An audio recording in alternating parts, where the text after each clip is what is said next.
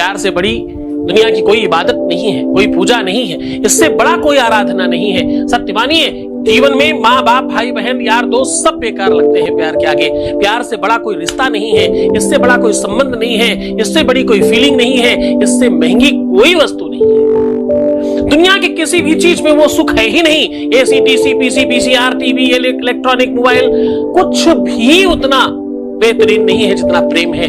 प्रेम को किसी भी चीज के साथ तोला मोला नहीं जा सकता। प्रेम अनमोल है, इसका मूल्य नहीं चुकाया जा सकता। प्रेम उसको मिलता है जो दिल से बहुत अमीर होता है। प्रेम पैसों से खरीदा नहीं जा सकता, और अगर कदाचित किसी भी वजह से, कुछ पैसों की वजह से प्रेम मिल सकता हो तो इससे सस्ता सौदा नहीं है कोई। प्यार किसी भी तरह से व्यापार नहीं हो सकता। प्यार अलग बात है, व्यापार अलग बात है।